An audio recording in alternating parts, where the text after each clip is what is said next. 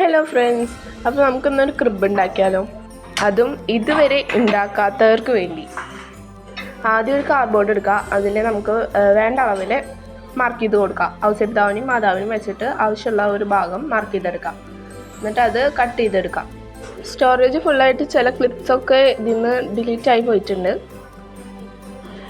അതേപോലെ തന്നെ 2 പീസ് സൈഡിൽ വയ്ക്കാനും കൂടി ആയിട്ട് കട്ട് ചെയ്തെടുക്കുക. അത് എന്നിട്ട് ഒട്ടിച്ച് കൊടുക്കുക. വെട്ടിയ സൈഡൊക്കെ നന്നായി ഒപ്പാക്കി കൊടുക്കണം.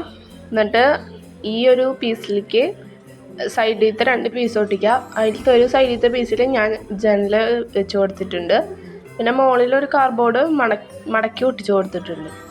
നമ്മൾ വൈക്കോല് വെക്കാനായിട്ട് ഐസ്ക്രീം സ്റ്റിക്ക് ഉപയോഗിച്ച് ഒരു തട്ട് പോലെ ഉണ്ടാക്കിയിട്ടുണ്ട്. അത് അതിലേക്ക് കൂട്ടിക്ക് ഒട്ടിച്ച് കൊടുക്കുക. വൈക്കോലിൻ്റെ ഓരോരോ കെട്ടുകൾ ഇങ്ങനെ കത്തിര വെച്ച് മുറിച്ച് ഉണ്ടാക്കി കൊടുക്കാം.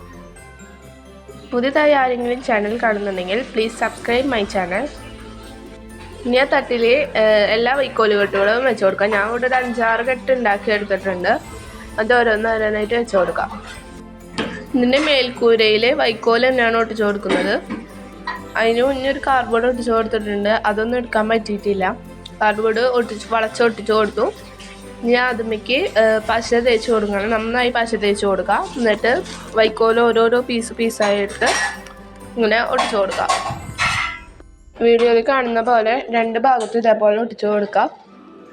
ബാക്കി വരുന്ന ഭാഗം കത്രിക ഉപയോഗിച്ച് കട്ട് ചെയ്ത് കൊടുക്കുക. അതുകൊണ്ട് കഴിഞ്ഞ് കഴിഞ്ഞാൽ നമ്മുടെ പുൽക്കൂട്ട് ഇവിടെ റെഡി ആയിട്ടുണ്ട്. 1 മണിക്കൂർ പോലും വേണ്ട ഈ ഒരു പുൽക്കൂട്ട് ഉണ്ടാക്കിയെടുക്കാനായിട്ട്. വീഡിയോ ഇഷ്ടപ്പെട്ടു കഴിഞ്ഞാൽ ലൈക്ക് ചെയ്യുക, സബ്സ്ക്രൈബ് ചെയ്യുക, സപ്പോർട്ട് ചെയ്യുക. അപ്പോൾ മറ്റൊരു വീഡിയോയിൽ കാണാം. അതുവരെ എല്ലാവർക്കും ബൈ.